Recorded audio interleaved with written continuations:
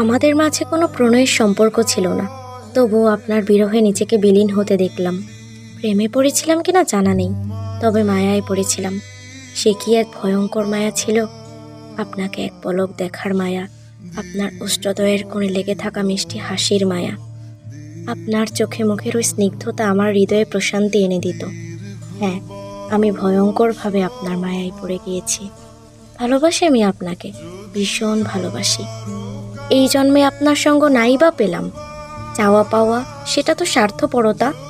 আমি আপনাকে নিঃস্বার্থভাবে ভালোবাসতে চাই, আপনার মায়ায় চড়াতে চাই, আপনার মাঝে নিজেকে বারবার বিলীন করতে চাই।